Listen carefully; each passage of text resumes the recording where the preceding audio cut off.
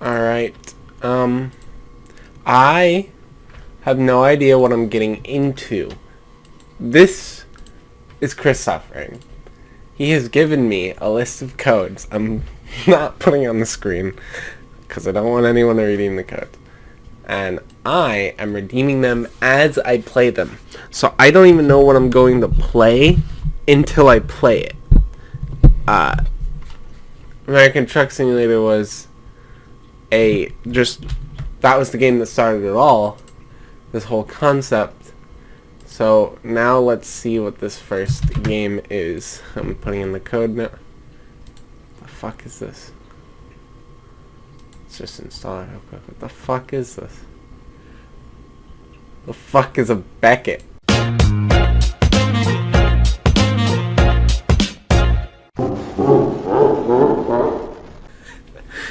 I set my Discord status to recording when I'm recording. And Kris asked if I was recording, and then I said yes, and he said, "Great, you want to do something?" And then I just replied, "Beckett." And he just went, "Oh, I'm sorry." No, you're not. You were sorry. Oh my god. By secret, it's a box, open it. Decay and violence. What the fuck? This version of Beckett is controlled via a mouse. Okay, I got one of those. Ah! Is this some horror shit, Kris? I said no horror. Her hands are thin and delicate. This is loud! An office. Take me there. Take me there. I wanna go. I wanna see. What? The fuck? What is this fever dream? They're all memories waiting to happen. Uh-huh. Okay. Oh. They're all memories waiting to fade. Oh. Coughing. Coughing! No little boxes, just massive hulking containers. The intersection of servers and skies broken and fractured. The streets swarm with insects. Pavements blackened under the relentless march of Burroughs' labor machine. Yellow piss flows in wandering channels among these creamy pockmarked spats from decaying mouths. And here at the third floor, windows of nondescript concrete blocks, stands Beckett. He pulls out a stubborn hair anchor deep in his nose and grimaces as he repeatedly fails to remove it with his fingers.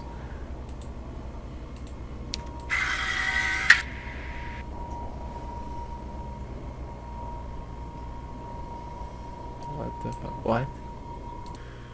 Clock. Lamp. Paper. Phone.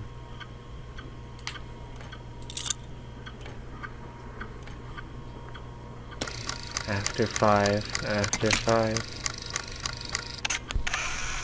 Beckett reaches over and taps the sealed conical shade of his death lamp inside the decorative moth sphinx life. It's showing. Across the desk shadows dance. The lamp is a gift from the client. It arrived a few months back. The moth should have needed to be replaced by now. Beckett knows these pages will last longer than he will, which is all that matters. From his jacket he extracts a ballpoint pen. It holds an engraving. What it says doesn't matter. Also in his pockets, keys, a notebook, and a wallet. In his wallet, a picture of Amy, her face softened by Beckett's touch. His notebook is filled with words he can't remember writing. He has more keys than locks. Who's Amy? Oh. Oh. Phone's ringing. Phone's ringing. Get the phone. Hello? Spoke Beckett. I need your help, a woman replied. And the rain is so fucking loud. A transcript of a call between Becky and Daisy... Becky? Beckett and Daisy Starlight. Hello, I need your help. You've got the wrong number. Mr. Beckett, please, I'm desperate.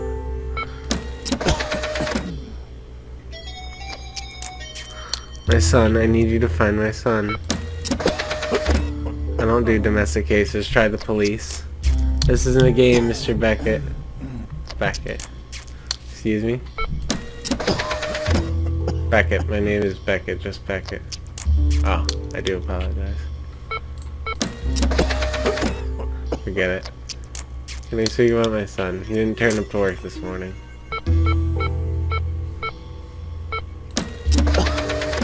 As I said, I don't do domestic. But please, they said you'd help. Please stay. My name? Oh yes, Daisy Starlight. Miss Daisy Starlight. As I've tried to explain, my son is missing. And Starlight. I don't do domestic.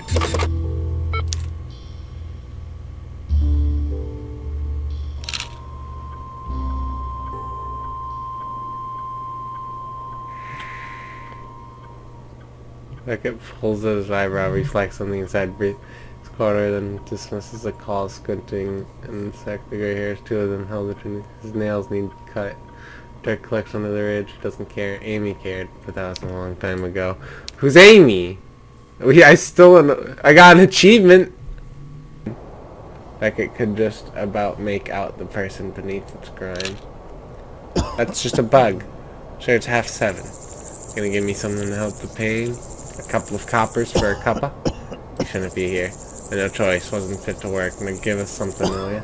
Sorry. Prick. Alleyways are home to burrows and fortunates. At one time Beckett would have been sympathetic. He shakes his head and watches as the creature scuttles away out of sight. The city couldn't care less for those who don't contribute to its cause. Beckett is useful, for now at least. What the fuck is going on? Kris! What did you do? What is this? How can I help you? Here to drink. Of course you are. Welcome to Dajinski's.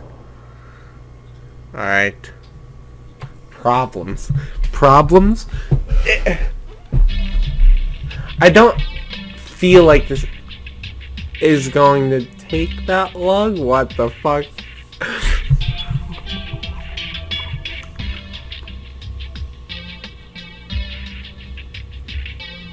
I'm in a fever dream right now. How am I supposed to edit this?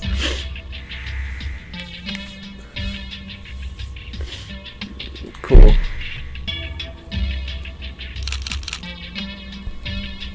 The barman greets back with a familiar smile. Enamel painted white, lips gloss pink, eyes framed in black. For Jean Paul, life is a show. Beckett finds his pretense refreshing. The whole place smells of flowers. Stirs up memories that he forces back into the darkness. Hey, handsome, good to see you back in. Can I tempt you with a rose ghost? It's blind. Beckett's drink is whiskey mac. It's what his father drank. As a rule, Beckett sticks to what he knows. Whiskey mac, then. Coming right up, he said. I didn't know I'd have a choice in the matter. The echo, anger over drug echoes. We feel the blame lies elsewhere. Desperate people getting dull in isolation. MP's face quizzing over factory deaths. How dare they help us know again? Tragedy looms. The old life sex, boys. Life's head banged on tape. Oh. Beckett, you'll be late.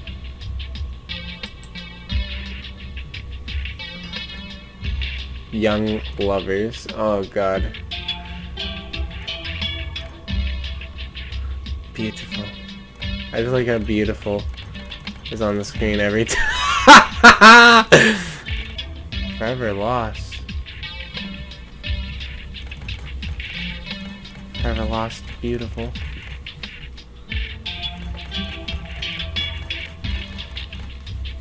Smile catches Beckett off guard. Her teeth are immaculate. What?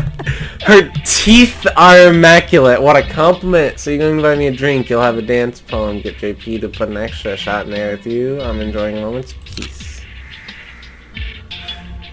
Makes up another drink. The woman is called Maxine. She claims to have seen Beckett here before. And now Alton pretends that he recognizes her face. She's a widower with a single child. She's looking after her grandson while her daughter's at work. Would you be a darling and check on him, she says. I'm sure he's fine, but I really should check. It's a small favor. He's over by the stage. Wait. watching. Hey Beckett, over here. City representative. Fuck.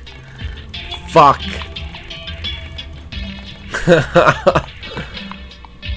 Her nails are painted scarlet sauce. What the fuck?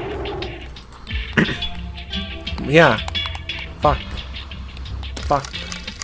Fuck. Kris, you said I'm sorry for this. What is this?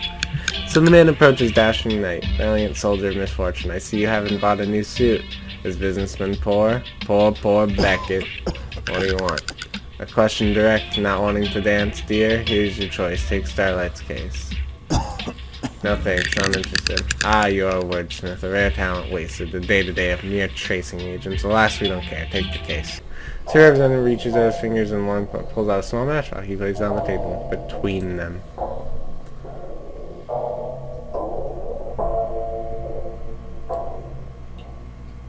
Oh. Put that back. See, sorry, because there's a live one.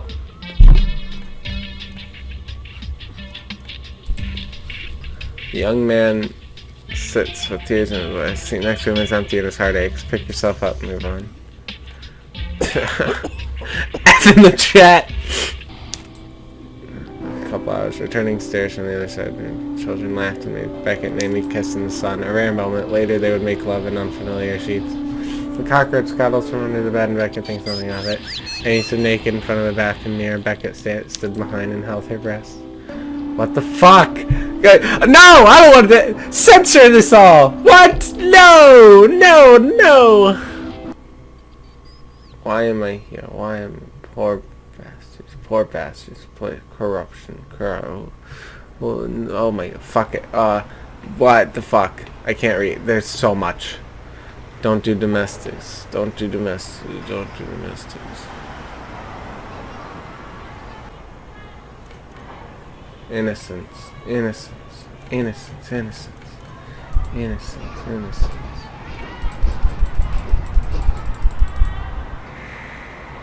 Children brings back the past. Where's Bobby McCabe? No, they met at primary school. They formed an instant friendship and bond. I'll play this for a little bit more. I don't think I'm gonna see this whole game through. I don't think I'm that interested. Crane flight. I gotta go look at the fucking doorbell. Ring it. Ring it. Ring it. Ring it. Ring it. Let's look at the crane fly. There are a dozen or so crane flies dead on the floor. Beckett stood and picks up one, examining it between suffocation. The insect's hanging lamp and focus shifts from the hairs on the head. His hands were becoming his father's. Beckett has always feared his father. He had misunderstood the liver spots as large as freckles, and he had assumed that they had always been there. Now he knew they were a sign of death. Death was coming for him. He throws the insect away, drops to the floor without a sound. What the fuck? Tied atop her plump head with beady eyes. Follow me, she said. I don't like the sound. Oh, nice, nice place. Please come into the kitchen.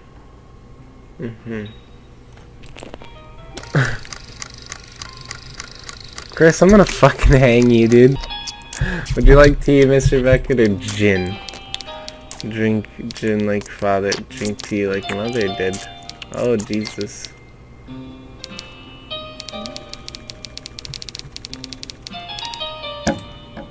Tea. Seems nervous while we wait. Seems nervous while we wait. Interesting. No, he hasn't come home. I'm terribly worried. I need you to tell me the facts. No lies. Lies are of no use to me. Of course, I'm so very grateful that you've taken the time to see me. Can you make this? Can you stop making the lip smacking sound and I'd be more ecstatic, maybe?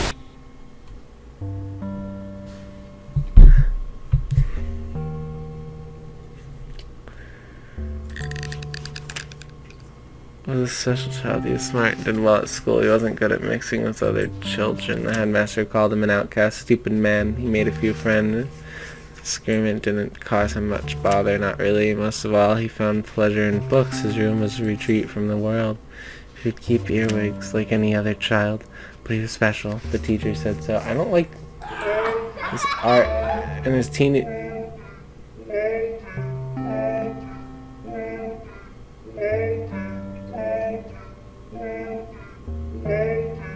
Is this gonna keep going?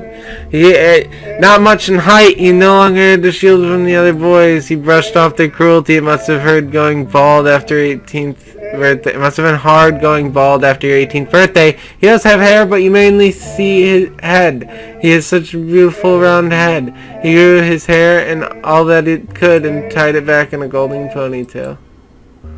He graduated from school and headed to the city, where I lost him for a few years. He had become a man, going his own way in the world. I think he was doing non-prescribed drugs. I told him to never stray from what you know, but I think that was the trigger. He took a job as an assistant on one of the city desks. He was doing well until he started showing the sign. They called me. His work. They said perjury was acting oddly. I should have known straight away. The soft paranoia. His granddad had that. Kept him from fighting in the war. Ended up locking him in a madhouse. When I got to the city, Pershing told me that his colleagues were out to get him. They would laugh and talk to him behind his back. They would cry in my arms. Poor baby. Of course, I believed him. I'm his mother after all. I mean, that is the face of baby. So I went to his manager and we spoke of the accused. They all seemed like nice children and they claimed to have been a perjury friend. But no, I stuck by my perjury like him. Also, monsters beneath their skins. I said we should start legal proceedings unless this was solved. The next day he curled up in his bathtub, weeping uncontrollably. My baby said they were whispering to him, his colleagues. They were sending him whispered thoughts. He was convinced. Then I found him wandering the streets without his clothes. He was signed off work permanently and diagnosed with having the soft paranoia. It was skip a generation. All legal proceedings were dropped and I brought him back to Pearl. That was a year ago, almost to the day. Back home, Virgin showed signs of improvement. He was happy, I'm sure of it. He'd smile back in his room with his books. He'd go for a walk in Monument Park and bring back flowers, hand-picked for me. And he would always come back, always. I know how I worry about him. He's a lovely child, a kind child, innocent, and increased doses working wonders. Arnold, his uncle, lives here with us. Said Virgin would need to start paying his way. He was asked, and they said he was capable of working. He wasn't opposed to the idea either. His uncle was a foreman at the construction site, building all those new homes. Found him a job. Even the doctor said it would be good for him. Some of the classmates are there too. He'd rekindle friendships, meet people again, and the extra money is a big help. I know what you're thinking, Mr. Beckett, but we're not a rich family. The coat is inherited, and my jewelry is present from an admirer. For a time, he seemed so happy. Then 2 days ago, he left for work as usual. Seeming a little agitated, but I let go. I let him go. I shouldn't have let him go. He didn't turn up. He didn't come back. Oh, Mr. Beckett, I think he's in trouble. He must be. I can't go to the police. He's a grown man now. They'd laugh, or worse, they might inform the authorities. They would be taken away from me, just like his father. I had not seen him again. He's my baby, my only child. They told me you'd help. I'm so glad you've come. Seems nervous. Seems nervous. Seems nervous. Seems nervous. While we wait. Alright, I think I'm done with this for now. I don't have the mental capacity to keep this going. There's a lot of words, and I don't want to read. This was Beckett. Kris, what the fuck? This was top. This was game one. Kris, this was game one. Alright? I think you only chose it because of the bugs. I don't think you even expected me. Oh no. You are about to leave Beckett. Lights out.